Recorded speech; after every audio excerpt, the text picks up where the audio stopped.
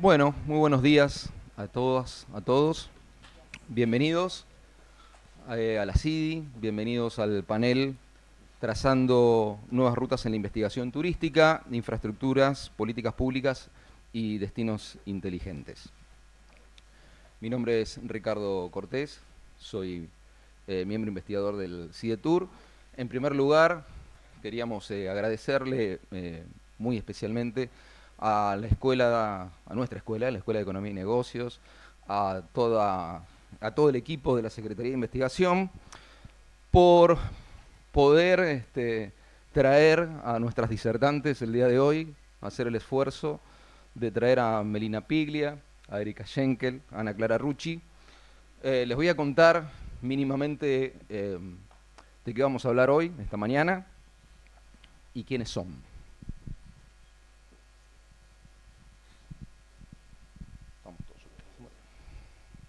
Bueno, en primer lugar, Melina nos va a introducir en cómo el desarrollo de la infraestructura fue determinando y acompañando el crecimiento de la actividad turística desde las primeras décadas del siglo XX. A continuación, Erika nos va a contar acerca de cómo las políticas públicas acompañaron ese proceso durante las últimas décadas del siglo XX y las primeras del siglo actual. Y finalmente, Ana Clara nos esclarecerá. Acá dice eso, nos vas a esclarecer. Acerca de las particularidades, alcances y desafíos que proponen los destinos inteligentes en nuestro país. Es importante que les cuente muy rápidamente quiénes son cada una de nuestras invitadas. Melina es historiadora, profesora de Historia Económica en la Universidad Nacional de Mar del Plata, es investigadora independiente del CONICET y miembro de la Academia Argentina de Turismo. Ha desarrollado su trabajo de investigación sobre las prácticas, infraestructuras y políticas de turismo y transporte, automovilidad y transporte aerocomercial. Es autora de numerosos artículos en revistas académicas nacionales e internacionales y el libro basado en su tesis doctoral que se llama Autos, Rutas y Turismo, el Automóvil Club Argentino y el Estado. Por su parte, les cuento todo junto, así después les doy la palabra a ellas y ya está.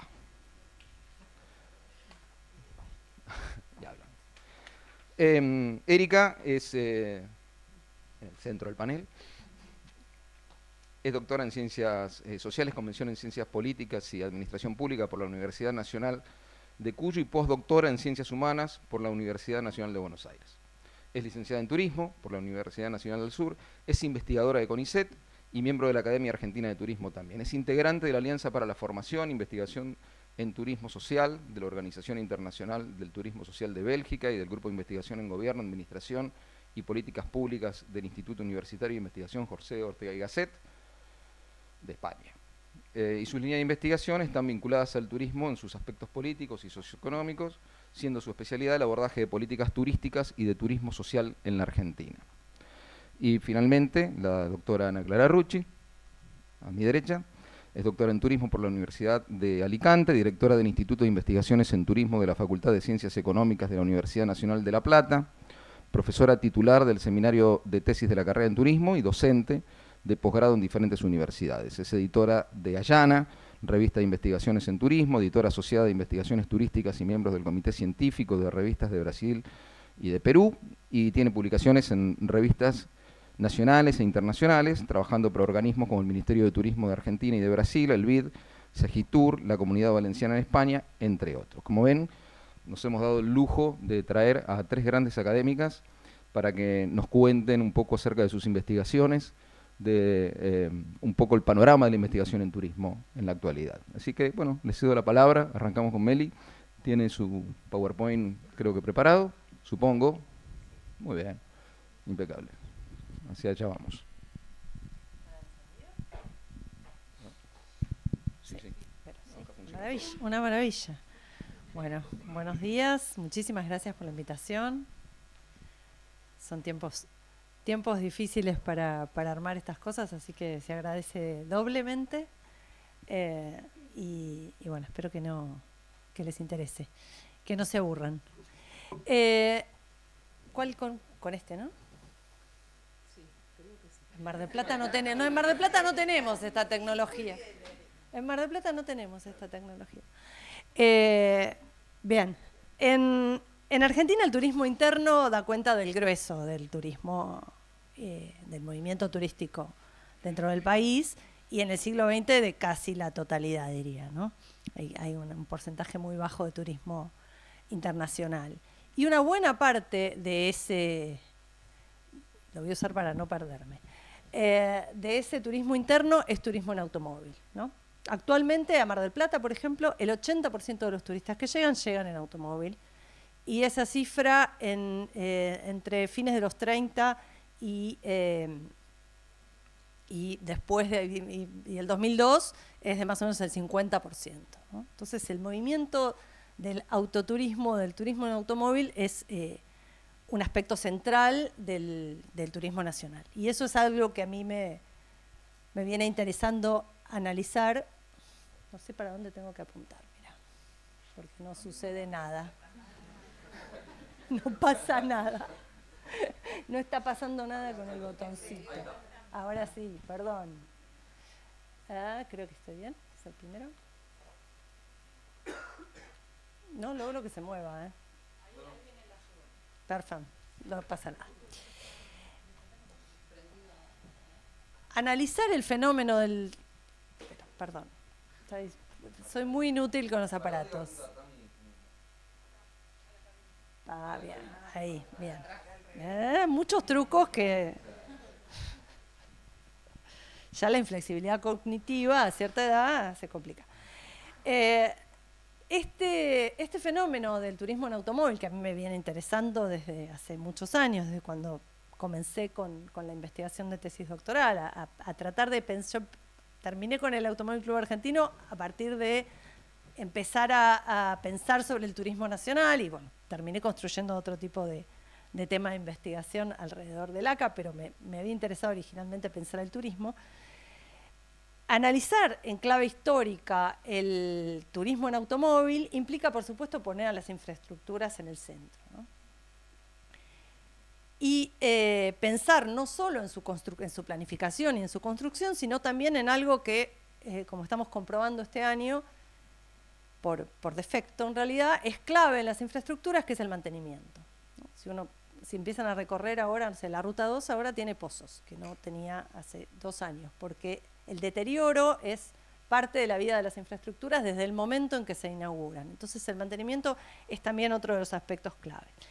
Pero además estos sistemas de infraestructura, el sistema vial, digamos, si uno va a pensar por supuesto en el turismo en automóvil, va a hacer foco en la infraestructura vial, están en vinculación con otras infraestructuras.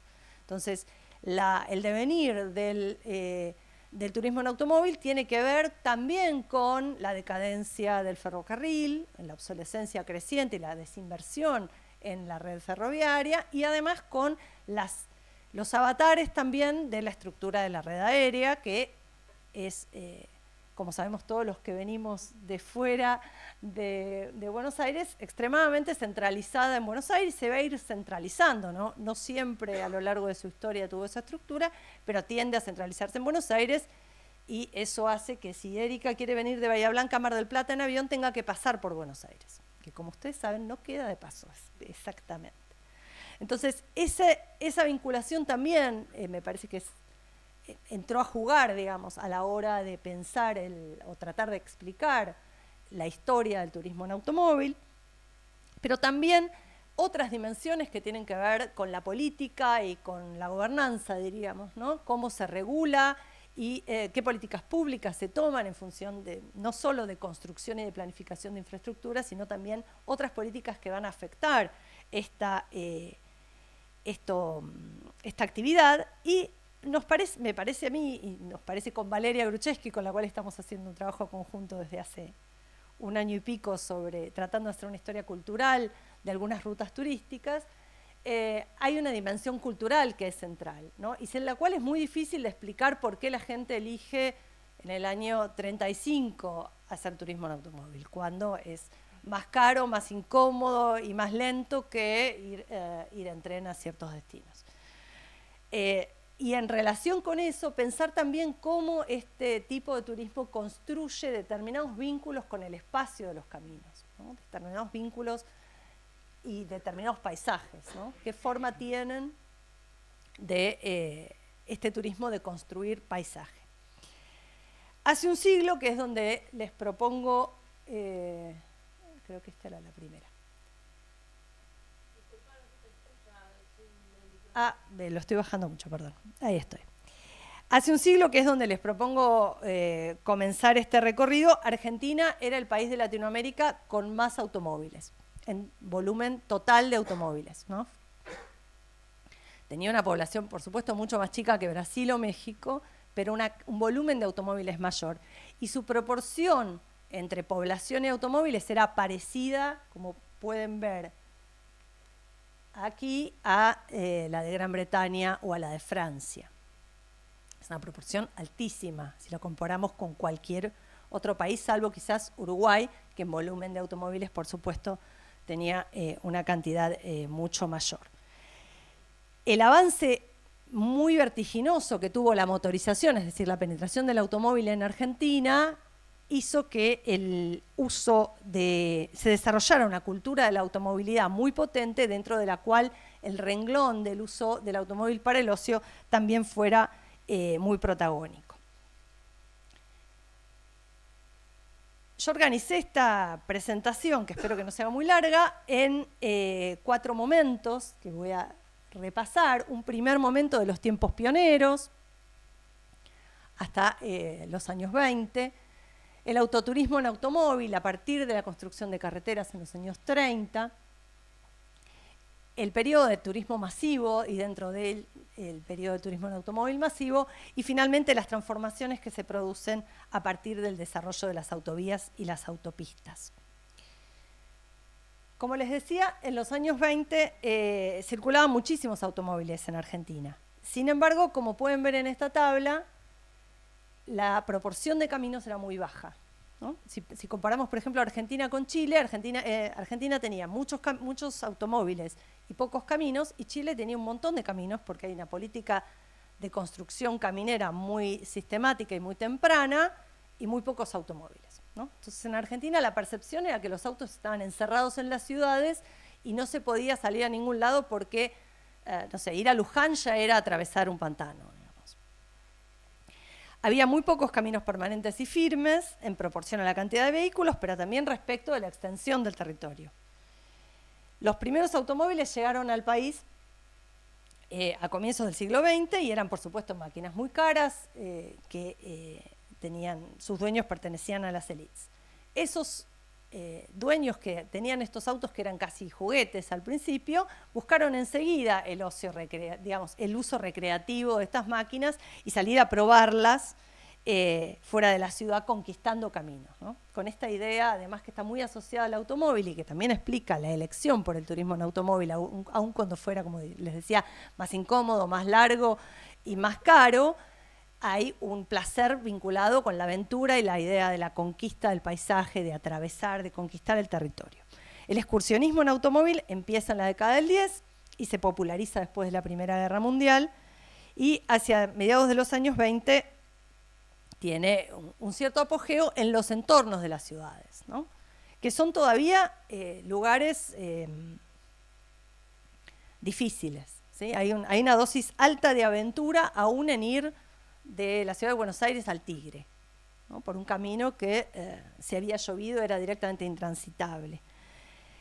En la entreguerra en Argentina, como en el resto de Latinoamérica, y a diferencia de lo que ya estaba pasando en Europa después de la Primera Guerra Mundial, salir de excursión con el auto es una aventura.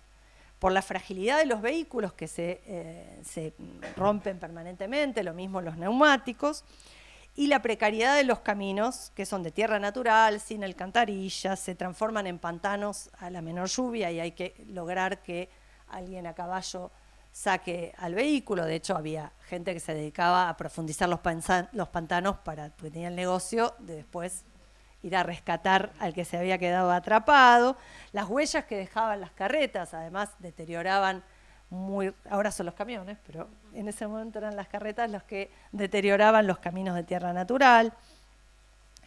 Y por otro lado, en la región pampeana era muy frecuente perderse, porque no había señales. Entonces, una de las primeras acciones que hace el Automóvil Club Argentino es poner flechas de para allá es Mar del Plata, para allá es Luján, porque no hay referencias, digamos, sin montañas o grandes accidentes geográficos que permitan ubicarse, es un océano de pastos altos. Entonces, manejarse por ahí con los caminos, con los automóviles hacía que muy frecuentemente se perdieran, y perderse en auto implica quedarse sin combustible, por ejemplo.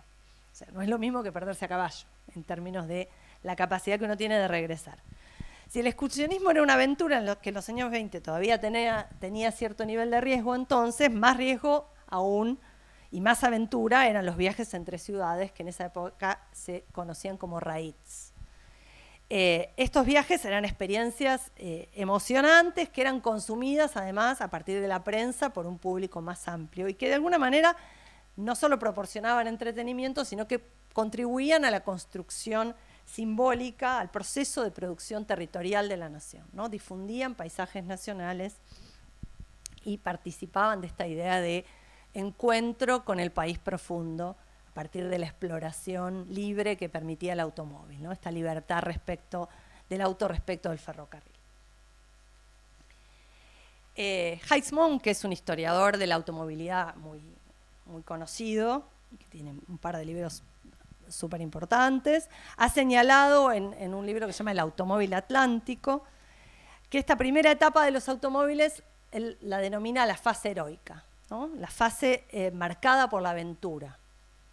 En Europa esto termina con la Primera Guerra Mundial y da lugar a una fase del automóvil domesticado, en el que viajar en auto se convierte en una práctica previsible, relativamente segura y que se puede hacer en familia, ¿no?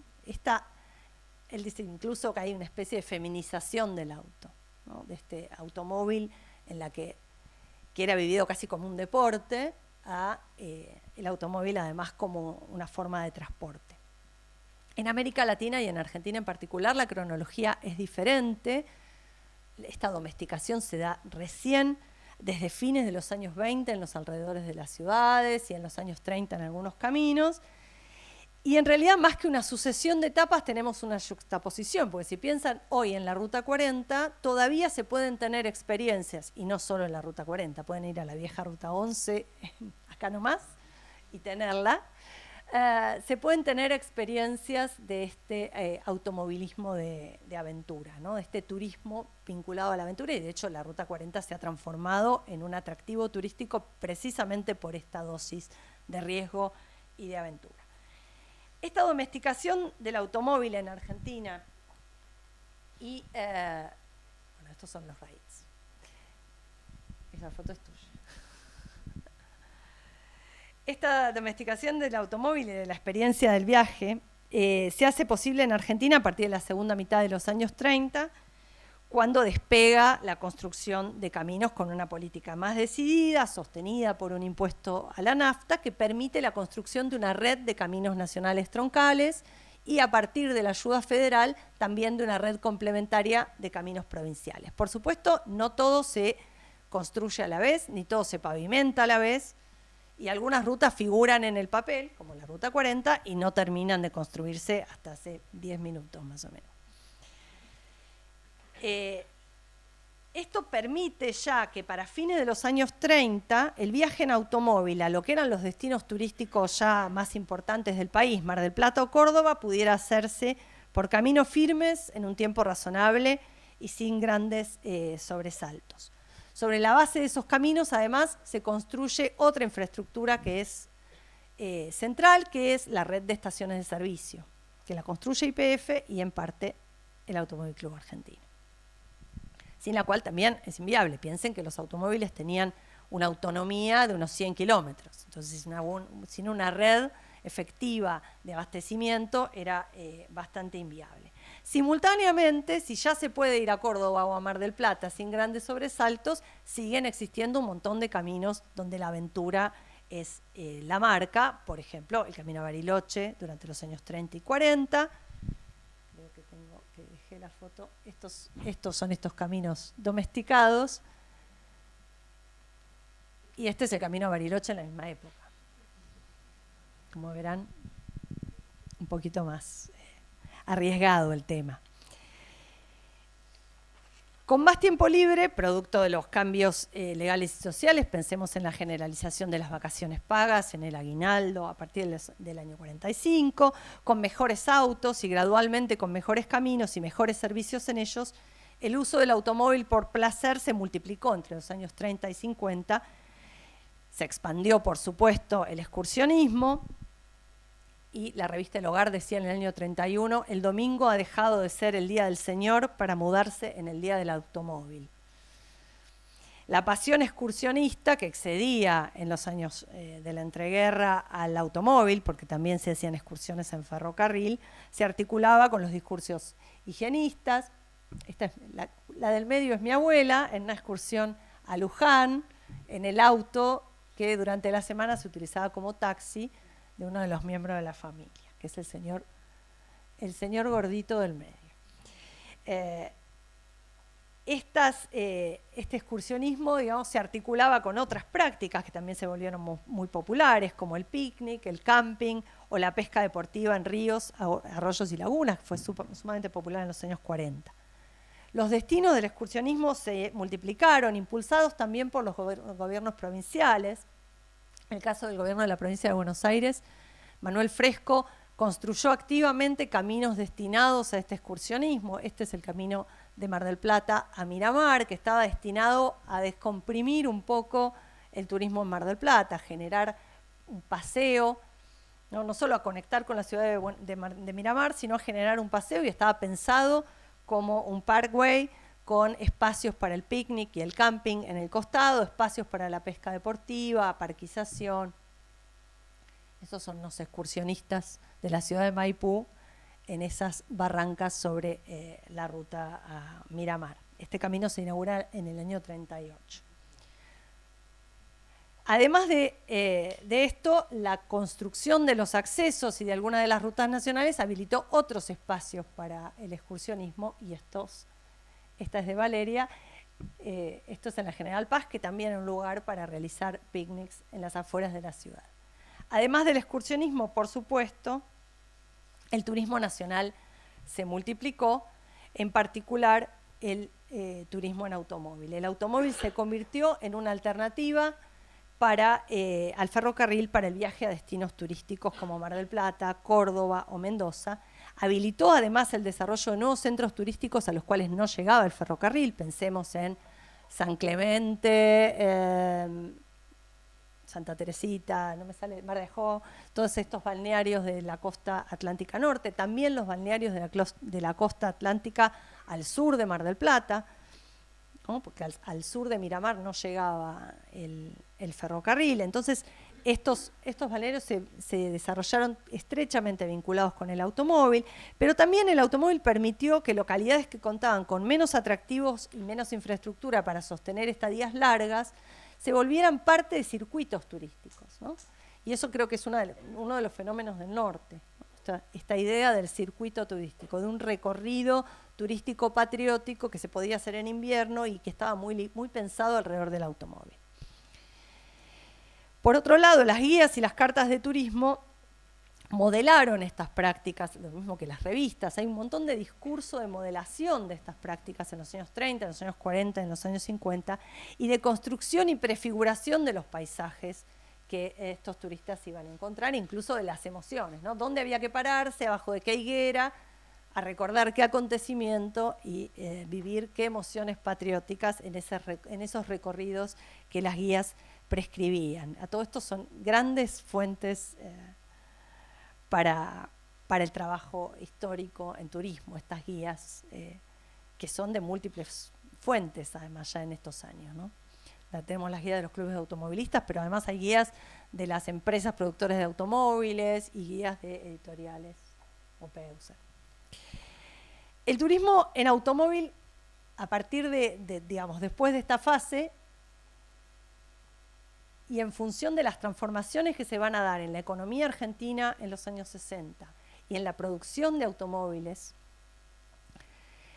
y de la movilidad ascendente que tiene que ver, movilidad social ascendente que tiene que ver con estas transformaciones, estos años relativamente felices por comparación con los previos y los posteriores, entre el año 63-64 y la crisis del petróleo, ¿no? Son años de crecimiento del PBI y de fuerte movilidad ascendente, multiplicaron las posibilidades del turismo nacional y multiplicaron las posibilidades del turismo en automóvil. El parque automotor creció un 212% entre 1960 y 1970. Imagínense que la población no creció a ese ritmo. Entonces, como verán, cambia muchísimo la proporción de habitantes por automóvil en esos años.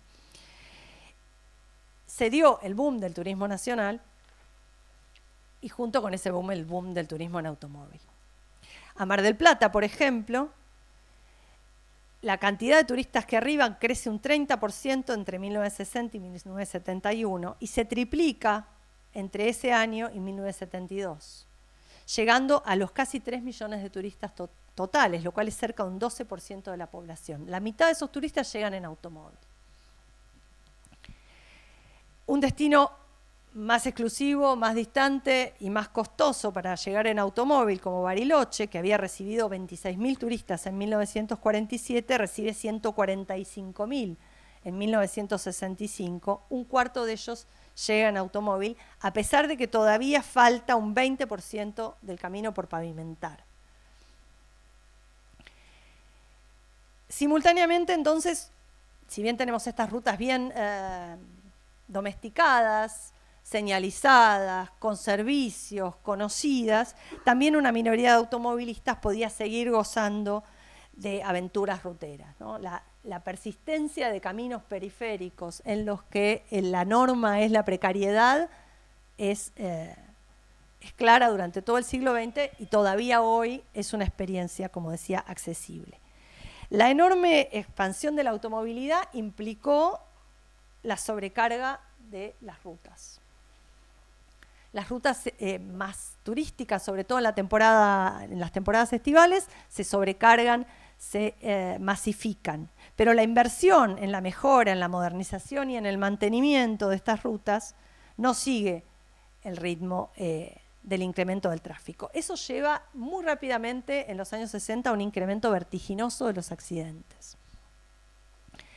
que aumentan en número y aumentan en gravedad, ¿no? Porque además los autos van ganando en velocidad. Es el otro fenómeno que tiene que ver con las transformaciones de la tecnología, no solo las transformaciones de la infraestructura.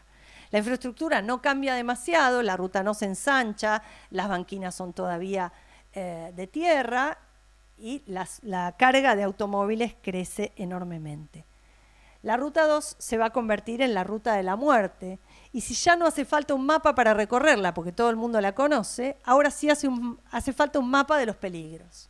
Entonces, Primera Plana va a publicar en el año 66, en este Prohibido Suicidarse en Semana Santa, este mapa de los peligros, a los cuales les dan unos nombres de lo más floridos, ¿no? A mí me gusta el tramo final, que se llama El Bosque de la Bella Durmiente, porque la gente, ya cansada de una ruta en la que tardaba un montón, precisamente por la cantidad de automóviles, se dormían y chocaban, ¿no?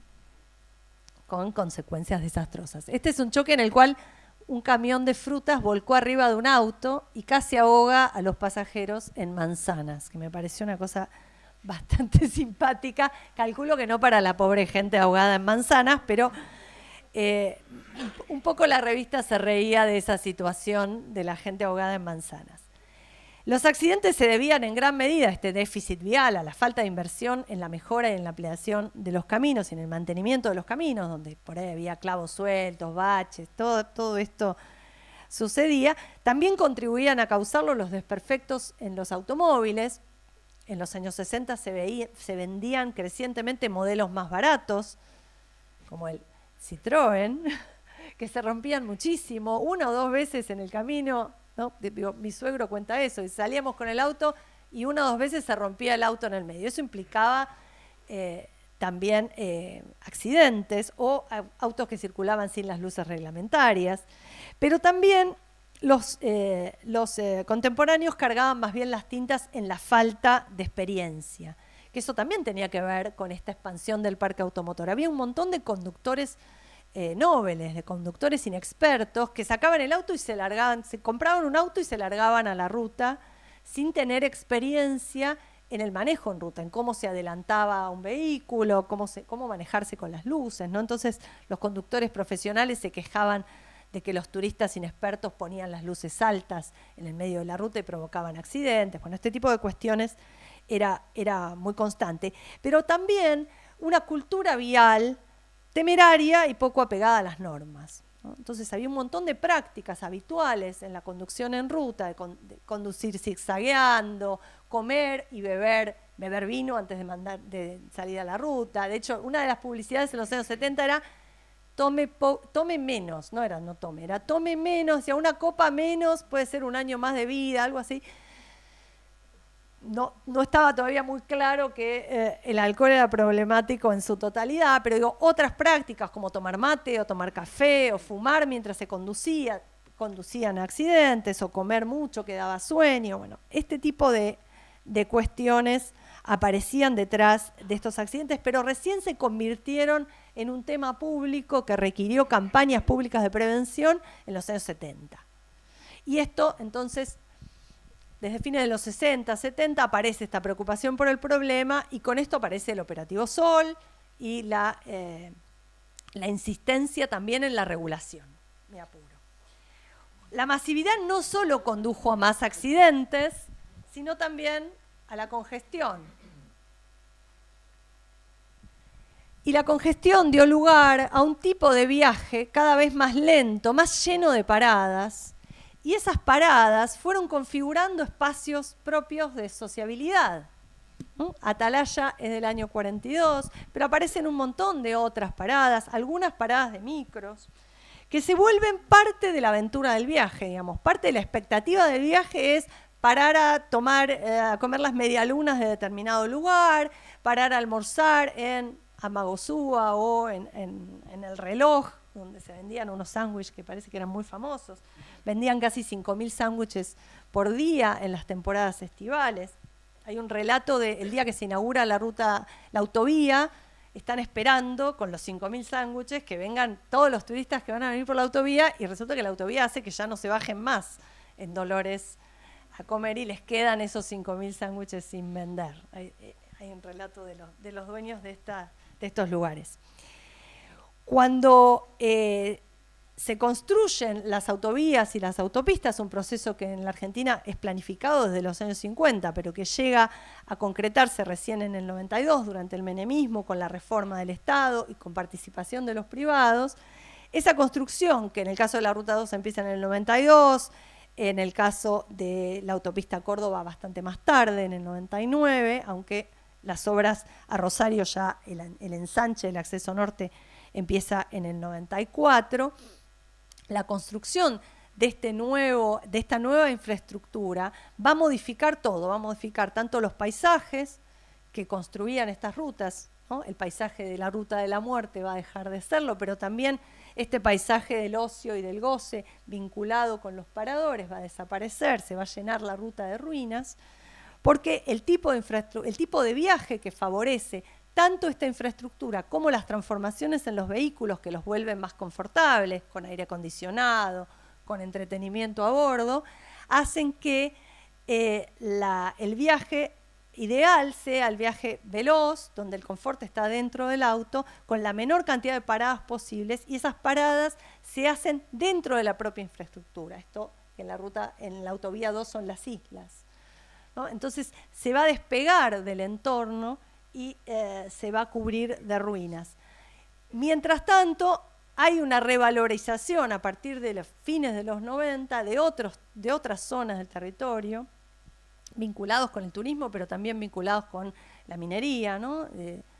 Tanto del noroeste como de Cuyo, con la actividad vitivinícola, con la declaración de Patrimonio de la Humanidad de la Quebrada. Hay toda una serie de transformaciones que van a volver a poner cierto acento en estos caminos que habían quedado muy periféricos y casi sin inversión, y de a poco otros caminos se sumarán a esta posibilidad del turismo masivo.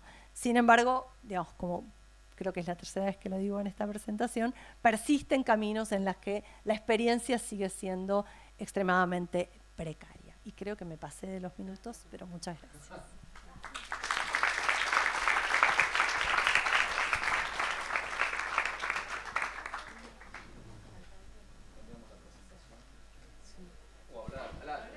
hablo un poquito de esto? Capaz que sí, porque yo miro, o sea, Capela, miro ahí.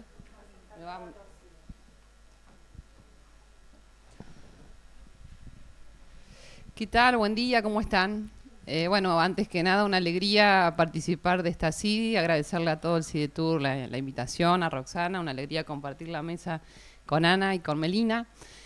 Cuando pensamos un poquito la presentación de hoy, nos pareció interesante quizás poner en discusión qué sucedió con las políticas públicas en turismo en el último tiempo, qué problematizó el Estado argentino como problema vinculado al interés general y qué estrategia generó en ese marco para intervenir en el sector.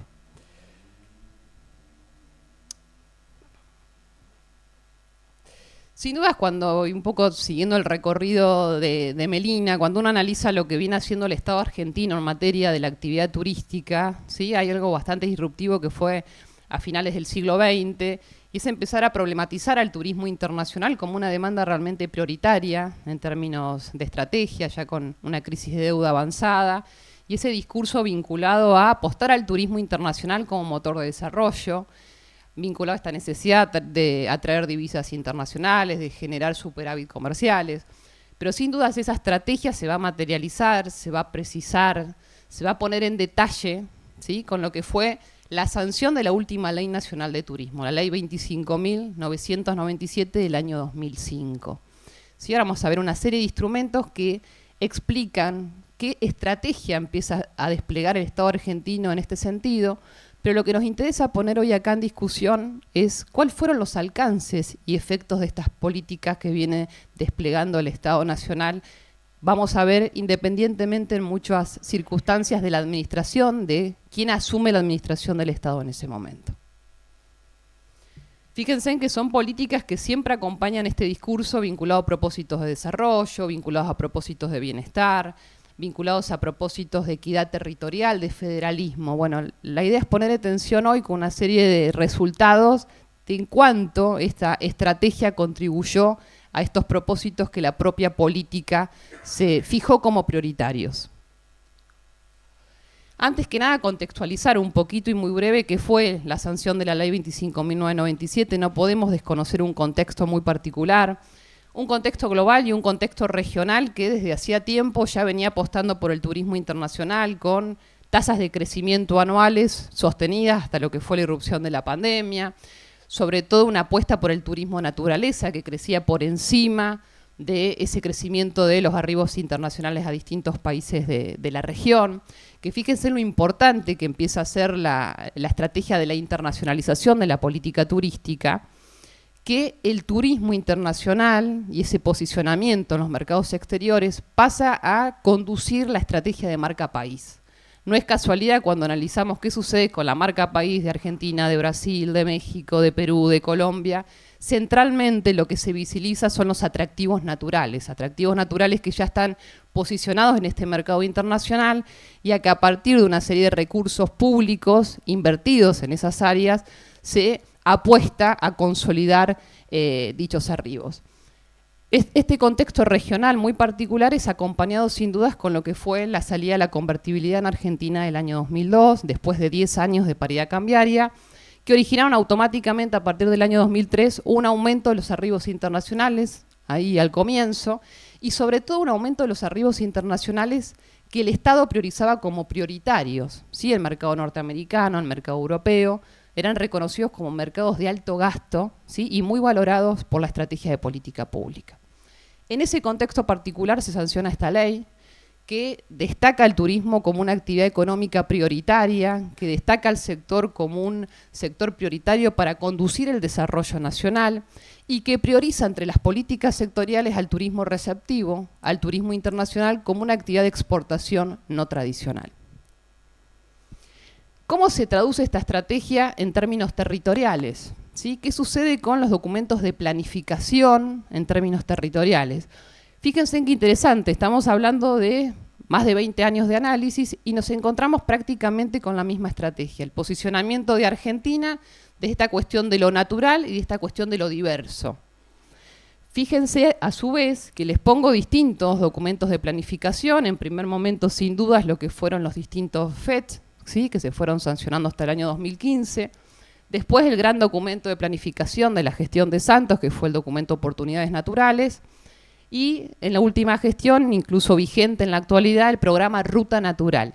Siempre nos hablan de estos atractivos naturales que aparecen con la categoría de lugares imperdibles, atractivos ancla, oportunidades naturales, ¿sí? Pero siempre se priorizan aquellos parques nacionales emblemáticos de la Argentina, Iguazú, Glaciares, Quebrada, Nahuel Huapi, ¿sí? Que actúan como nuestras marcas insignias en ese mercado internacional que me quiero posicionar. El diagnóstico siempre es el mismo, un mapa turístico muy desequilibrado, que concentra atractivos turísticos internacionales en muy pocos destinos, y la gran estrategia es, bueno, a partir del efecto derrame consolidamos destinos emergentes.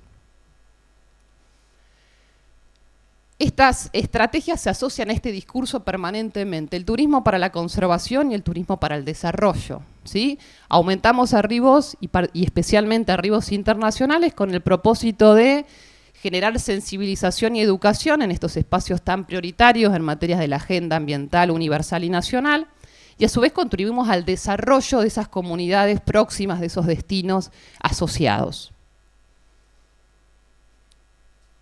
¿Qué instrumentos genera el Estado para empezar a asignar recursos? Van a ver de una manera muy importante y de una manera muy sostenida, para centralizar la implementación de esta política de promoción de arribos internacionales. Es la creación del famoso INPROTUR, el Instituto Nacional de Promoción Turística, en el año 2005, que se empieza a implementar en el año 2006, una estrategia muy replicada en otros organismos de países vecinos, los famosos organismos descentralizados, con participación tanto pública del Estado Nacional, como de organismos provinciales que participan a partir del CFT, y importantes actores del sector privado que a partir de la CAT, nuestra Cámara Argentina de Turismo, participan directamente también de esta estrategia de mercadeo a partir de una participación directa en el directorio, ¿sí? En definitiva son los que definen qué lugares se van a valorizar, qué componentes se van a priorizar en términos de asignación de recursos, a qué ferias turísticas se va a participar,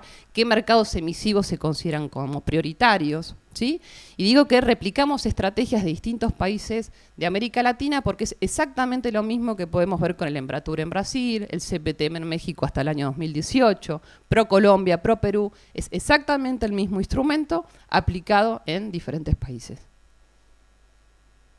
Fíjense qué interesante qué pasa a nivel de asignación de recurso público, ¿sí? Trabajamos siempre con horizontes temporales generosos como para poder analizar la evolución de esta estrategia. Partimos de la década del 90 y llegamos al último presupuesto que se presentó antes de la pandemia, en septiembre del 2019, el presupuesto 2020. En gris, al fondo, ven cómo participó el sector del turismo, ¿sí?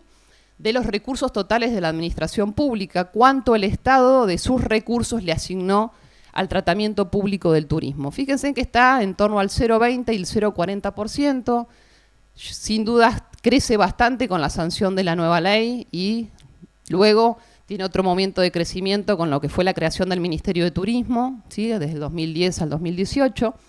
Pero lo más interesante ahí es qué sucede con cómo se distribuye este recurso público entre las políticas sectoriales. El INPROTUR se empieza a implementar en el año 2006 y fíjense el lugar protagónico que empieza a adquirir en ese momento independientemente de las administraciones de gobierno, ¿sí? Participa entre el 30 y el 40% y fíjense la centralidad del recurso que llega a adquirir en ese último presupuesto prepandemia, que es cerca del 80% de los recursos totales que el Estado Nacional le asigna al tratamiento de la actividad turística en Argentina. Y miren esto qué interesante también, ¿no? Cuando analizamos, obviamente el recurso público es escaso y establecer prioridades en la administración de gobierno implica competir por ese mismo activo. Todas esas políticas que se vinculaban a ese turismo nacional que nos contaba Melina recién, y sin dudas que en Argentina tuvo su gran exponente con la política de turismo social. Fíjense en que hasta la década del 90, la política de turismo social en Argentina llegaba a concentrar cerca del 50% de los recursos que asignaba el Estado a la actividad turística. A partir de los años 2000 esto empieza a disminuir, muy vinculado a esta apuesta por el turismo internacional, para mantenerse en esos niveles, ¿sí?, hasta ese último presupuesto prepandemia, del 20%, del 10%, de acuerdo al periodo que estemos analizando. Y lo mismo, fíjense cómo el INPROTUR, ¿sí?, consolida su participación para triplicar lo que se le asigna en materia de esa política emblemática vinculada al turismo nacional, que es la política de turismo social en Argentina. ¿Qué hace el INPROTUR? ¿Qué hace el Estado Nacional, sí, con estos recursos asignados? En primer momento se ve esta cuestión, hay un gran despliegue de acciones de promoción en el exterior, ¿sí? Gran participación en las principales ferias turísticas internacionales, financiamiento de mega eventos que tienen que ver con el campo de la cultura, con el campo del deporte, con la música, ¿sí? Captación de estos eventos internacionales, capacitaciones, estrategias de mercadeo, financiación de viajes a las principales revistas especializadas de aquellos productos que son prioritarios, los famosos FAM Tours, a los principales tour operadores de la industria global en aquellos segmentos que se priorizan, y siempre estas mismas imágenes asociadas a todas estas estrategias. Buenos Aires como la gran puerta de entrada y salida al país, ¿sí?, y esos parques, esas áreas protegidas que me hablan de esta diversidad de la Argentina en términos de ecorregiones. ¿Sí? Quebrada, Talampaya, Iguazú, glaciares, Nahuel Huapi, Tierra del Fuego. Cuando analizamos cualitativamente estas estrategias, es muy interesante ver la valoración que la industria turística asocia al despliegue de la labor del INPROTUR, ¿sí? Analizamos estos más de 20 años, permanentemente el INPROTUR fue valorado por desplegar el mejor stand en las principales ferias turísticas internacionales, por la mejor estrategia de mercadeo dispuesta en un determinado producto turístico, como puede ser congresos, como puede ser la red Virtuoso de turismo de lujo. Adquirir el primer lugar en las marcas país, ¿sí?, ese famoso ranking que se publica todos los años. O sea, la labor del INPROTUR muy valorada por estos premios que otorga la propia industria turística global. A su vez también muy valorado cuando uno avanzaba con entrevistas, ¿sí?, a distintos actores que participaban de la gestión del INPROTUR, sea desde la Secretaría de Turismo de Nación, o sea por ser representantes de organismos provinciales por CFT, o por ser parte de las cámaras y de las federaciones que tenían participación en el directorio. De vuelta, ¿sí?, muy valorado el trabajo realizado, ¿sí?, aparecen cuestiones vinculadas a los nuevos contactos, a la posibilidad a partir de este trabajo realizado de generar oportunidades de negocio, mayor conocimiento, vínculos de comercialización, transferencia, mayor posicionamiento en un mercado que desconocía, ¿sí? Permanentemente esta valoración positiva a la política desplegada. Ahora bien, la gran pregunta que nos hacíamos, y creo que es la prioritaria, bueno, en principio preguntarnos en cuánto, ¿sí?, todo este trabajo realizado contribuyó realmente a los propósitos que la propia política se había indicado como prioritarios, que tenían que ver con, en principio, aumentar arribos internacionales, y sobre todo hablaban de esta cuestión de diversificar los mercados, ¿sí?, no depender tanto de los países limítrofes que no gastan tanto, ¿sí?, de acuerdo a los documentos de planificación del propio INPROTUR, y posicionarnos cada vez más en países, mercados como el norteamericano y como el europeo. Fíjense en qué interesante lo que sucede con el turismo internacional en Argentina de vuelta. En los últimos 30 años, analizamos la década del 90 para acá, y nos encontramos con arribos internacionales que siguen muy tibiamente lo que es la tendencia de crecimiento global, pero que a partir incluso del año 2010, que es cuando el INPROTUR despliega todas esas acciones que veíamos anteriormente, ¿sí?, lejos de aumentar y de seguir creciendo como crecía la mayoría de los destinos de la región, ahora vamos a ver, Argentina y los arribos al país se estancan, ¿sí?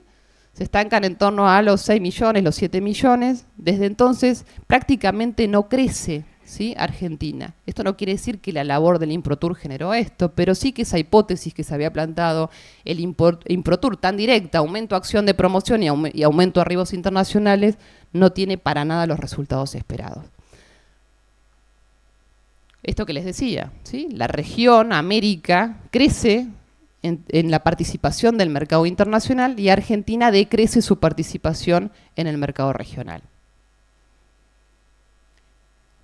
Más interesante todavía cuando complejizamos el análisis y vemos qué pasó con el turismo emisivo, ¿sí? Cuando nosotros siempre vemos las noticias de prensa vinculadas al turismo internacional en Argentina, ¿qué nos llega? ¿Sí? Siempre nos dicen la cuestión de los arribos, la cuestión de los ingresos. Bueno, pero es un análisis que le falta. ¿Qué sucede con el turismo emisivo? ¿Qué sucede con el gasto turístico en Argentina? Un país que justamente se caracteriza por tener las tasas de salida per cápita más altas de toda la región. Y nos encontramos con esto, ¿sí? El turismo emisivo creció muy por encima del turismo receptivo, lo que origina que desde el año 2010 el sector turístico, lejos de estar generando superávit en la balanza comercial, está generando déficit, ¿sí? El sector turístico, lejos de generar ingresos en nuestras divisas, está generando gasto, ¿sí?, en nuestra balanza comercial. En 2017, por ejemplo, fue el sector de toda la economía argentina que más déficit generó. Exactamente lo mismo cuando analizamos qué sucedió con los mercados emisivos. Partíamos en el año 2005 de más o menos un 60% de los arribos totales que llegaban a Argentina eran de países limítrofes. Bueno, esto lejos de haberse diversificado se concentró.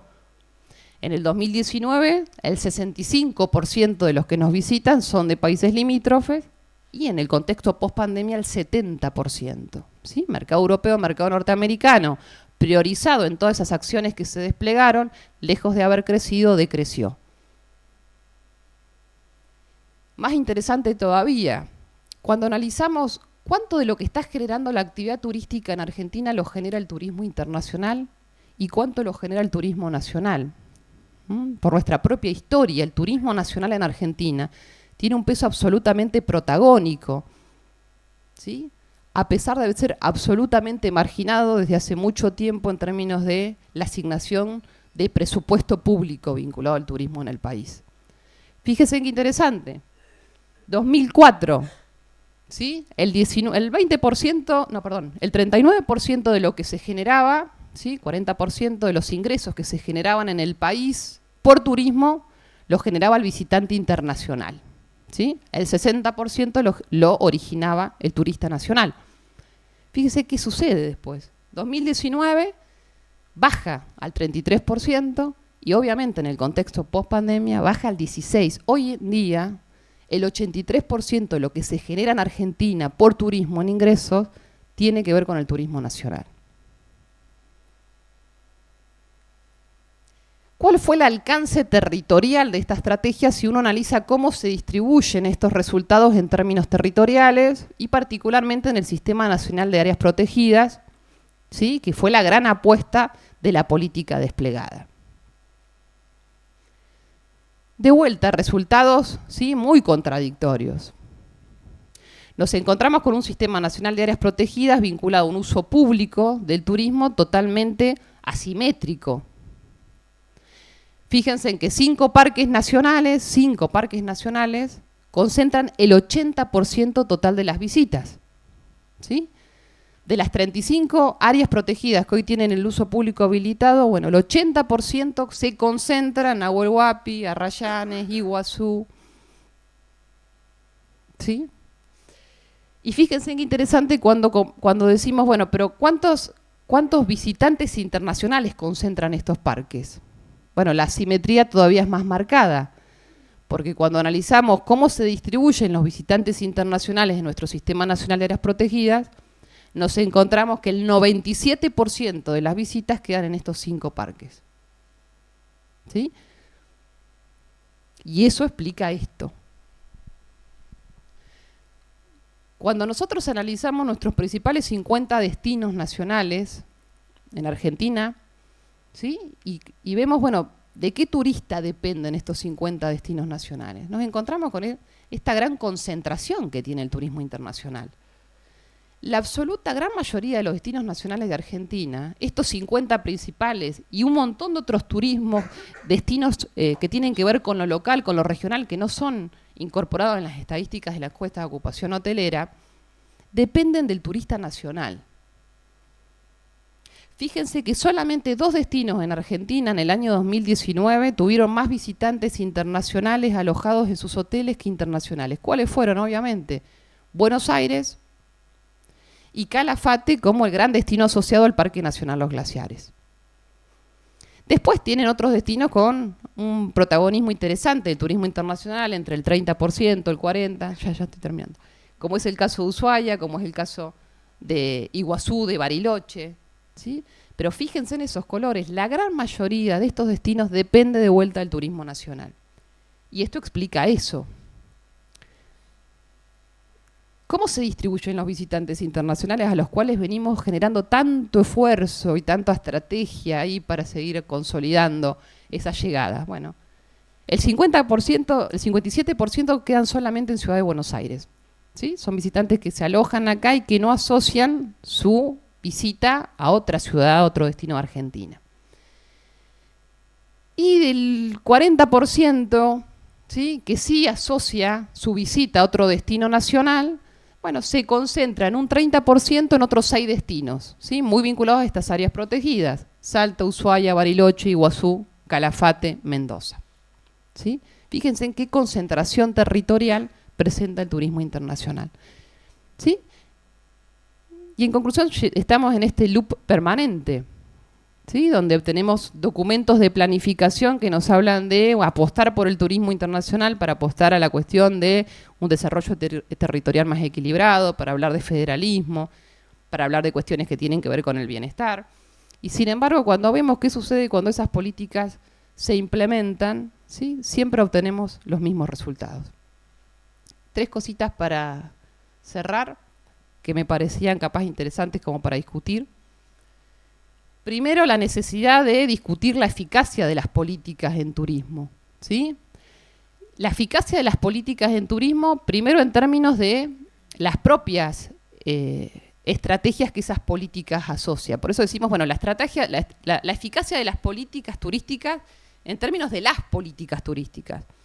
Bueno, ¿qué tan eficaces son en función de los propios propósitos que se fija? Y lamentablemente, como en el sector tenemos muy poca tradición a evaluar las políticas turísticas, ¿sí?, tenemos muy poco análisis crítico y terminamos replicando exactamente siempre las mismas estrategias, ¿sí?, que vienen desde hace años obteniendo exactamente los mismos resultados. Pero más importante todavía de esto es discutir la eficacia de la política en términos de lo político, en términos de la política, ¿sí? ¿Qué intereses generales estamos institucionalizando del Estado como interés público? ¿Sí? ¿Qué tanto aporta al interés general, al interés público de Argentina seguir apostando a estos arribos internacionales, seguir teniendo solamente indicadores vinculados a la cantidad de arribos internacionales si no somos capaces de hablar de la cuestión ambiental, de la cuestión del bienestar de las personas, discutir el turismo a partir de otro tipo de indicadores y a partir de otros parámetros? ¿Sí? 2, esta cuestión de las prácticas turísticas de primer nivel y de segundo nivel, que parafraseando un poco a Daniel Yerno, que lo trae siempre y creo que es re interesante porque va y quedó implícito en distintos gráficos que aquí se presentaron, ¿sí? Tenemos políticas de primer orden que priorizan esos flujos internacionales, pero marginalmente hay un montón de prácticas mayoritarias que tienen que ver con lo doméstico, con lo nacional, con el turismo de proximidad, ¿sí?, que tienen otro alcance a nivel territorio y tienen otro alcance también en términos de nuestras propias prácticas sociales, ¿sí?, en cómo nosotros asociamos la recreación y el turismo a nuestra cotidianidad. Y para finalizar esta necesidad de apostar a otras políticas sectoriales, ¿sí? En pandemia en Argentina hubo esta cuestión vinculada a lo que fue el previaje, que más allá de un montón de también de análisis críticos que se puede hacer, permitieron apostar de vuelta al turismo nacional, al turismo doméstico, y esto en términos estadísticos fue automáticamente vinculado a un gran crecimiento de mucho destino de proximidad y regional que desde hacía décadas venía siendo marginado en términos de prioridades de las estrategias de desarrollo que se venían implementando, ¿sí? Nada más, muchas gracias.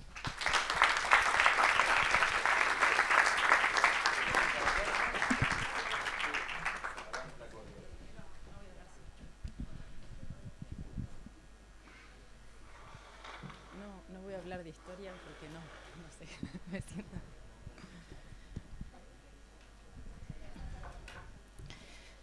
Bueno, ¿me escuchan ahí? ¿Se escucha bien? Bueno, muchas gracias por la invitación, por conformar este panel.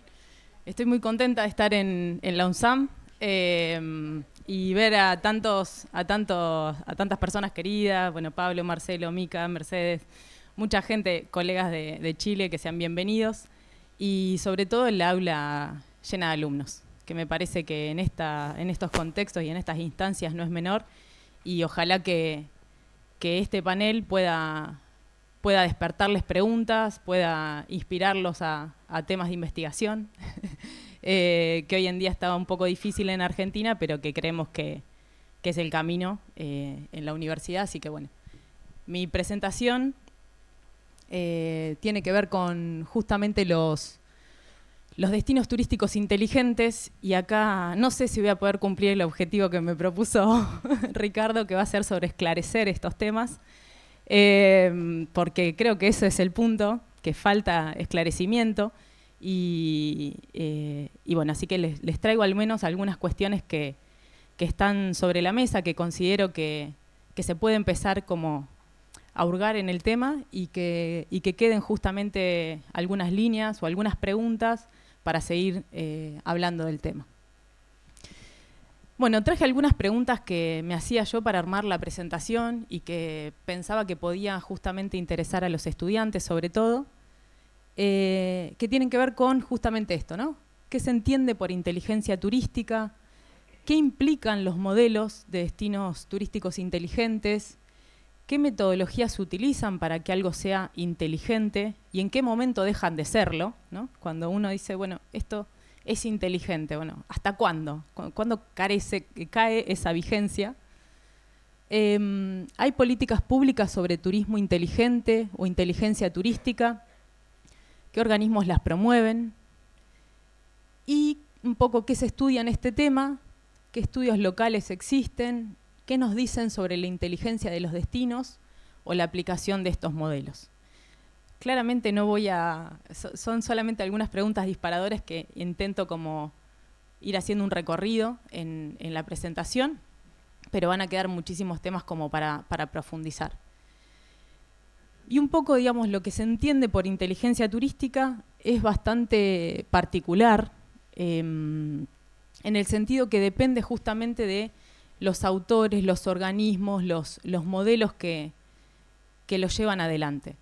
Yo traje una primera slide en la que justamente cuando uno googlea rápidamente destinos turísticos inteligentes en Argentina, salen estas noticias que tienen que ver con la red de Argentina de destinos turísticos inteligentes, directrices de gestión de destinos turísticos inteligentes, objetivos del desarrollo sostenible y destinos turísticos inteligentes, de acá de la ciudad de Buenos Aires, y Chascomús como el primer destino turístico inteligente de Argentina, ¿no? ¿Alguien sabía que Chascomús es el primer destino? Bueno, parece. En este sentido, la inteligencia, digamos, así como justamente Melina primero hablaba del automóvil como creador o desarrollador de algunos circuitos turísticos en Argentina, y luego Eri mencionaba el tema de la política turística como un producto de atracción, ¿no? Atracción del turismo internacional. Parecería que ahora lo instalado es ser inteligente, ¿no? O ir en esa tendencia de aplicar a una inteligencia territorial. Sin embargo, el tema de inteligencia no es actual, viene hace muchísimos años y ha tenido otras denominaciones como eficiencia, como desarrollo. Incluso la palabra desarrollo tiene antecedentes, digamos, o bueno, inteligencia tiene antecedentes en desarrollo. Hoy hablabas también de la eficacia, de evaluar las políticas, y va por ese lado, por eso también está tan centrado en la evaluación de datos y en la tecnología. Uno, lo primero que pensaría es que ser inteligente se asocia a lo tecnológico, ¿no? Y un poco lo que estos modelos proponen, o estas estos conceptos proponen es que sean a través de los datos que los destinos sean más sostenibles, más accesibles para personas con discapacidad, más innovadores, más tecnológicos. Pero no que meramente sean tecnológicos, sino que justamente la tecnología sea ese medio a través del cual se alcanzan esos niveles, digamos, de desarrollo. Por lo tanto, también habría que preguntarse si en realidad no estamos como cambiando un concepto año a año, que en realidad vamos siempre a lo mismo, ¿no? A obtener un desarrollo sostenible de los destinos y le vamos cambiando la connotación para ver si de alguna forma logramos esos estándares. Pero bueno, en relación, me quería detener un segundito en estas noticias porque justamente mi charla va a centrarse un poquito más en Argentina, pero bueno, esto es algo que se viene sucediendo en distintos países del mundo, principalmente en Iberoamérica, y ahora está teniendo como mayor foco América Latina, con algunas iniciativas de los modelos de destinos turísticos inteligentes. Y justamente hay unos modelos que existen, en esto que también no sé quién decía esto de modelizar, ¿no? de entender algunos conceptos para lograr modelizarlos y que eso sea lo que haya que alcanzar. Bueno, los más reconocidos en Iberoamérica son los de España, son los de Segitur, que es el organismo de turismo, de la Secretaría de Turismo de allí, y el de la Comunidad Valenciana, que es una región particular de España, y estos dos modelos han trabajado en ciertos ejes que tienen que ver justamente con la gobernanza, la accesibilidad, la sostenibilidad, la tecnología y la innovación, y con una serie de indicadores que cada destino tiene que cumplir para lograr esa inteligencia, ¿no? ¿Qué pasa? Es que en los últimos estudios, los poquitos estudios que hay de la Comunidad Valenciana, indican que los indicadores de accesibilidad, o sea, todo lo que tiene que ver con las personas con discapacidad, es el que menor cumplimiento tiene. Es el que no se alcanza a cumplir. Entonces, ahí la pregunta viene a que si estamos pensando en unos modelos de cumplimiento de 5 ejes para que eso sea inteligente, si falta uno, el cumplimiento de uno, no estamos hablando de algo inteligente. En todo caso será sostenible, tecnológico, innovador, pero no inteligente, porque le estaría faltando el cumplimiento de una pata. Entonces, en esto de lo de esclarecer, creo que vende mucho el término de inteligente de estos modelos y estos sellos, pero que después en la materialización es muy costoso alcanzar también esos indicadores, porque justamente si hablamos en términos de accesibilidad, no es lo mismo hacer una web accesible que tenga condiciones para que personas con distintas discapacidades puedan acceder a la información y tengan contenido sobre a qué lugares pueden ir en función a sus necesidades,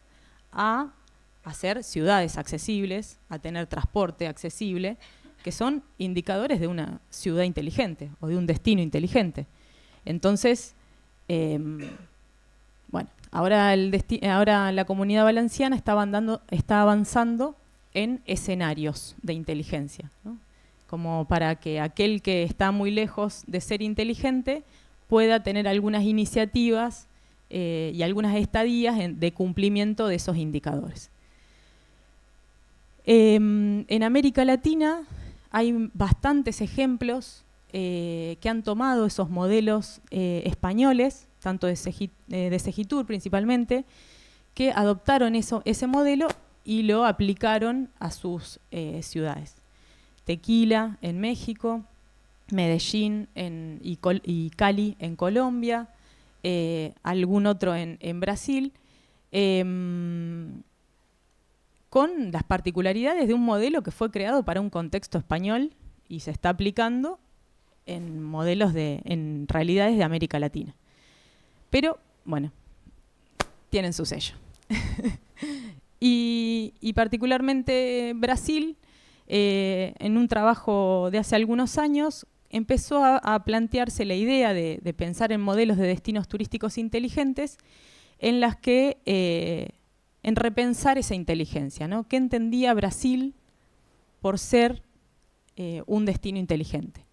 Si nosotros nos preguntásemos qué entendemos en Argentina por ser un destino inteligente, quizá tenga que ver muchas cosas con conectividad, con infraestructura, con acceso a todos, o incluso también a cuestiones de seguridad, más asociadas a seguridad que quizá tener el mejor wifi o la mejor inteligencia artificial. Entonces, me parece que ese es un poco el ejercicio que tienen que hacer los países latinoamericanos antes de adoptar los modelos españoles sobre qué entendemos por inteligencia turística y hacia dónde queremos ir, ¿no? En ese sentido, Brasil hizo un trabajo bastante importante para trabajar sobre la metodología de los destinos turísticos inteligentes y agregó justamente, bueno, hizo su propio modelo. Yo trabajé particularmente en el de accesibilidad, en el eje de accesibilidad, y se creó un eje de creatividad por toda la cultura que tiene Brasil, que era necesario también contemplar su realidad, cuestiones de seguridad y cuestiones de transporte, como algo particular, porque justamente por las poblaciones y las realidades geográficas y topográficas de la región, requería que también se puntualizara el modelo ahí. Y en Argentina se está elaborando, se ha elaborado un modelo, no sé si lo voy a... Sí. Se ha elaborado bueno, este es el logo de Segitur, que es el de España, y después en aquella esquina tenemos la especificación técnica de lo que se hizo en Argentina sobre destinos turísticos inteligentes, que es lo que fue aplicando particularmente Chascomús, pero Chascomús también toma el modelo de Segitur, ¿no? Están en la lógica de avanzar sobre aquel modelo español. En Argentina también se creó una norma IRAM, que son las normas técnicas justamente de normalización,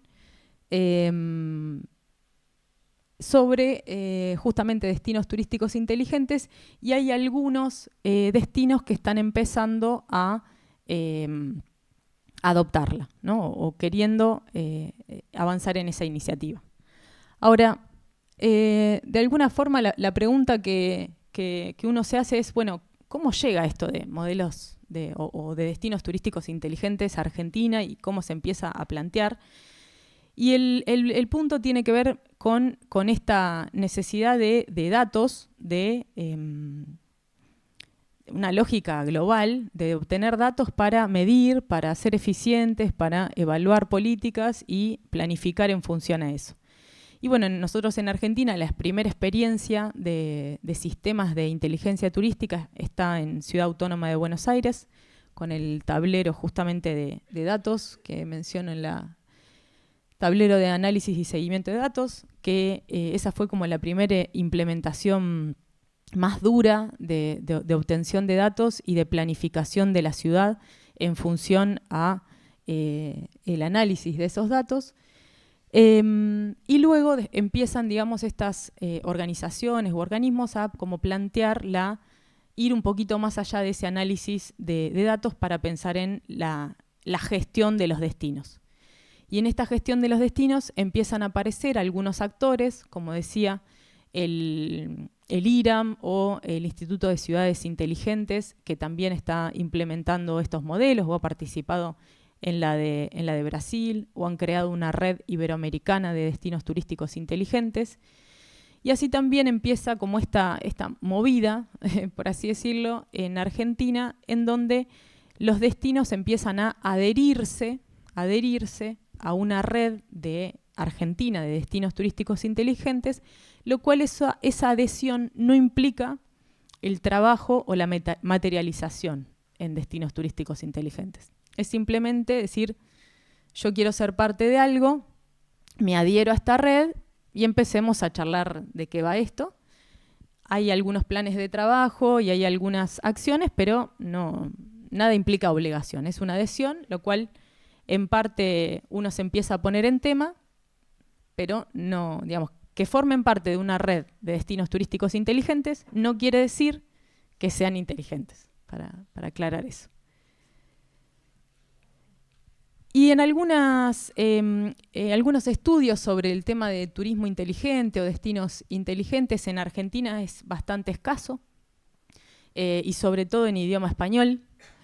Acá estoy pasando la propaganda de nuestra revista del Instituto de Ayana, en el que se publicó un trabajo sobre destinos turísticos inteligentes, las tecnologías y el turismo en el destino de Tandil, de Aldo Ramos y Luisina Campo.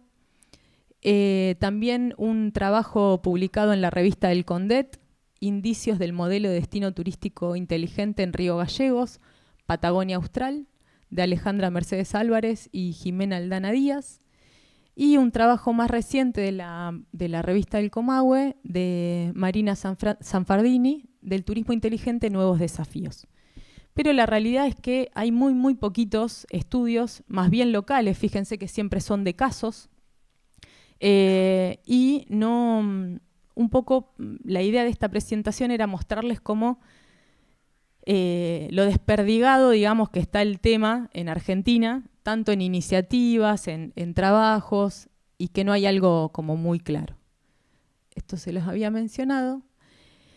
Y también el año pasado, una iniciativa bastante importante la tomó el Consejo Federal de Inversiones, el CFI, que es un órgano bastante importante para la inversión turística del país, en un programa de formación de gestión turística.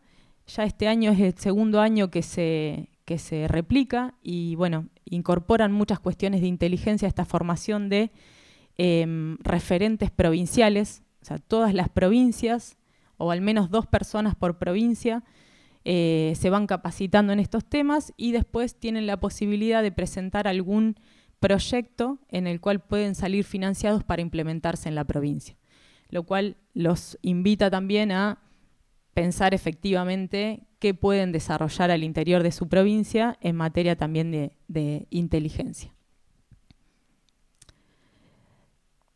Y después, si uno mira un poco las noticias, se encuentra también con que, bueno, por ejemplo en Neuquén hay una noticia de ahora, de abril de este año, que dice: la provincia cuenta con un modelo de destino turístico inteligente propio. ¿No? En otro municipio dice: entérate por qué Chascomús se convirtió en el primer destino turístico inteligente del país. La noticia no tiene contenido, ¿no? Entonces, después en Misiones se destacó en la Feria Internacional de Destinos Inteligentes. Conozco el trabajo que viene haciendo Misiones, sobre todo en Posadas, que es también para diversificar un poco el atractivo que tiene concentrado Iguazú, pero digo, como que hay iniciativas, ¿no? Y todos somos inteligentes. Entonces, un poco la idea de mostrarles como las iniciativas, digamos, de algunos organismos o la presencia de modelos españoles o en la región de América Latina, tiene que ver con esta poca claridad sobre el entendimiento de lo que es la inteligencia turística, sobre que tampoco hay una política clara del gobierno sobre promover los destinos turísticos inteligentes, ¿no? Si bien hay algunas iniciativas que uno lo podría relacionar al tema, no hay alguna voluntad clara en ese sentido. Y bueno, hay muchas iniciativas de los municipios, de las provincias, de organismos que como que avanzan en algo de inteligencia turística, pero no sabemos muy bien de qué trata.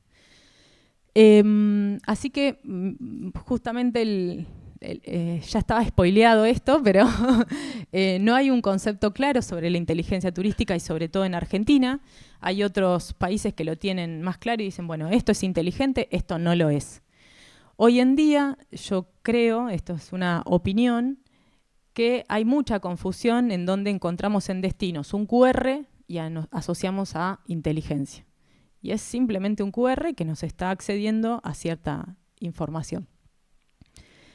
Cada organismo, cada modelo, cada norma tiene su concepto y ello lo define, por lo tanto, ahí habría que decir, bueno, entonces yo soy inteligente a partir de esta norma, o soy inteligente a partir de este modelo, o soy inteligente, pero no está claro ese concepto de inteligencia y qué es y qué no lo es.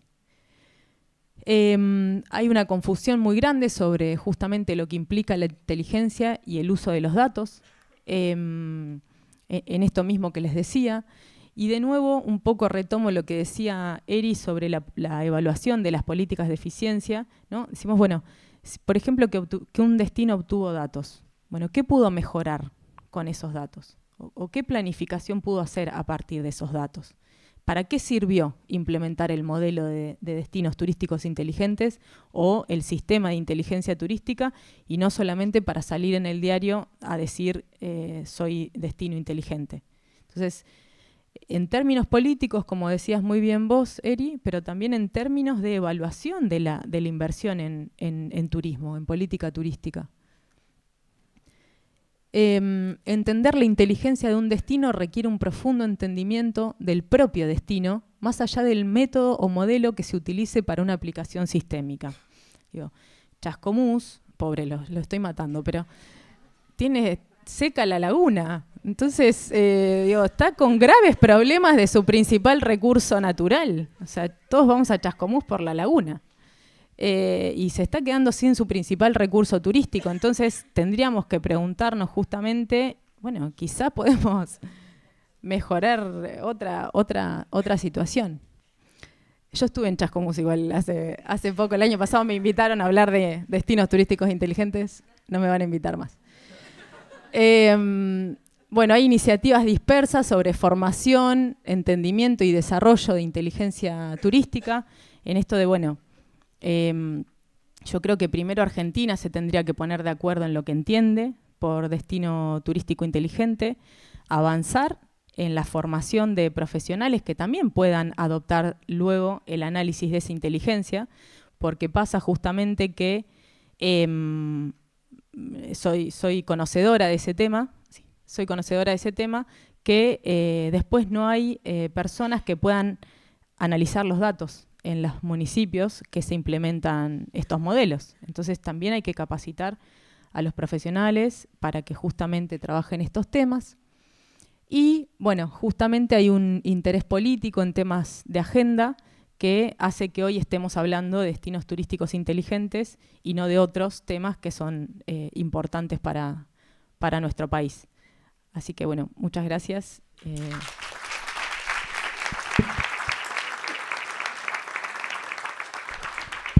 Estamos sola.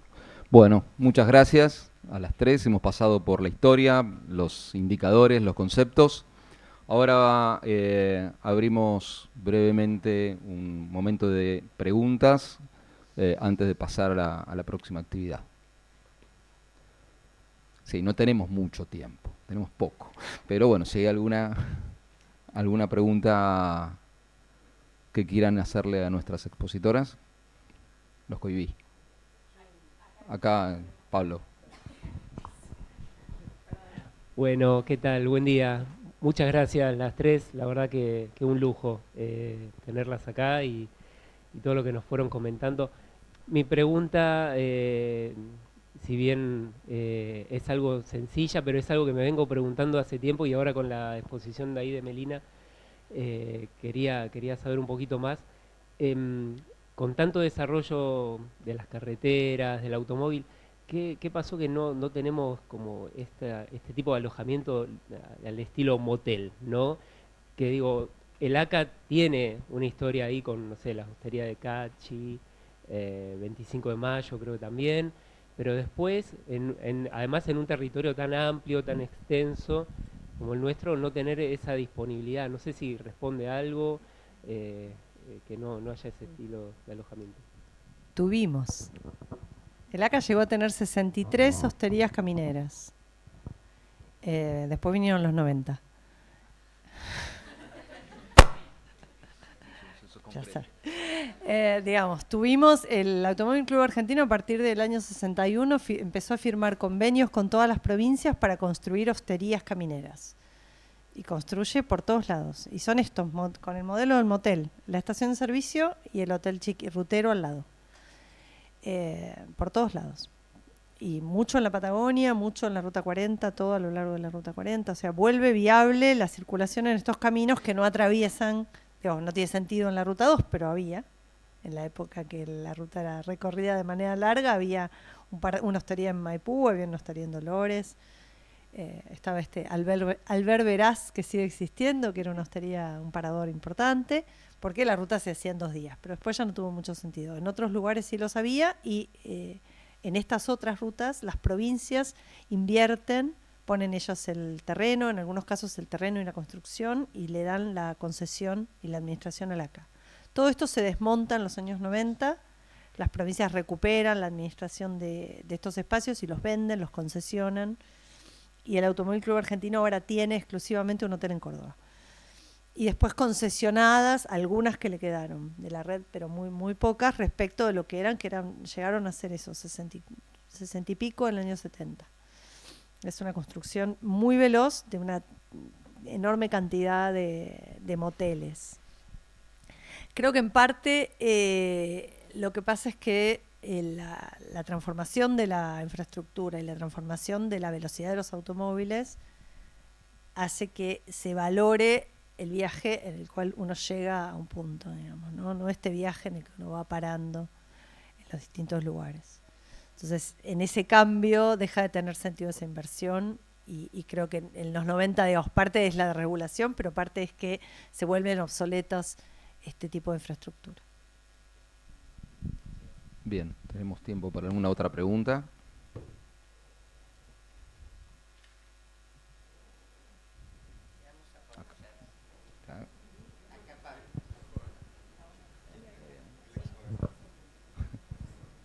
Bueno, muchas gracias a las 3 por la exposición. Me quedé dando vuelta con tu idea de cómo, bueno, primero las políticas públicas que no se evalúan, en Chile también pasa lo mismo, ¿no? También es como parte del discurso. Pero hay una parte que creo que es más compleja de hacer, que es poner el efecto de la política pública en el contexto político, social, total del país, ¿no? Porque si nosotros vemos el dato que dice que el plan no tiene un efecto en atraer turistas extranjeros, pero quizás hay otras cosas, ¿no es cierto? Un discurso de un presidente un poco extravagante, o un contexto, no sé, es un ejemplo que se me ocurre. Quizás la crisis europea del 2008, o sea, la crisis del norte global del 2008. Entonces, no sé si han podido hacer un trabajo también que permita saber qué otros factores están incidiendo y quizás en el fondo quizás el plan es muy bueno y eso es lo mejor que se puede hacer dentro de un contexto político-social internacional. Gracias, gracias por el comentario, por la pregunta. Sí, cuando analizás flujos internacionales es un mercado sumamente dependiente de factores estructurales. ¿Cuáles son esos factores estructurales cuando uno los analiza que perjudican, entre comillas, esa concepción de aumentar arribos en América del Sur, la distancia de los principales mercados emisivos? ¿Sí? Estamos muy lejos de los principales flujos, estos que son tan priorizados porque son los que más gastan. Esta cuestión que tiene que ver también con es fundamental la competitividad del tipo de cambio multilateral. Ahora en Argentina, por ejemplo, estamos muy caros en términos competitivos y eso genera una retracción inmediata del turismo receptivo que venía creciendo en el año anterior. Así que es un mercado muy dependiente a variables estructurales que son ajenas al sector. El problema de estos documentos de planificación es que asocian el éxito del arribo, sin problematizar en todas estas otras cuestiones estructurales y externas, a aumentar acciones de promoción internacional. Y cuando analizás la eficacia de estas acciones promocionales en Argentina, pero hay un montón de estudios de otros países de la región, europeos, donde justamente se ponen en cuestión la falta de eficacia, porque es un mercado que depende de un montón de factores exógenos, que no depende de la cantidad de acciones que haces. Entonces es muy interesante cuando vos analizás lo que sucede con la acción en el caso del IMPROTUR por lustro, porque los lustros de mayor acción promocional en términos de cantidad, que sería el éxito para este documento de planificación, coinciden con las tasas de crecimiento peores. Y a la inversa, los momentos de menor acción tienen mejores tasas de crecimiento. Cuando complejizás el análisis, coinciden con el tipo de cambio multilateral de Argentina con el tipo de cambio de los principales países vecinos, que son los que históricamente han visitado Argentina y los que van a seguir visitando Argentina en términos de volumen. Así que sí, totalmente de acuerdo. Gracias. Bueno, nos vamos a volver a encontrar en un ratito nada más para la siguiente actividad vinculada con el área de turismo en la CIDI, la presentación del Hub de Turismo Regenerativo, así que los esperamos dentro de un ratito, hacemos un pequeño corte y volvemos a agradecer la visita de nuestras prestigiosas panelistas y bueno, nos vemos en un ratito nuevamente por acá. Muchísimas gracias.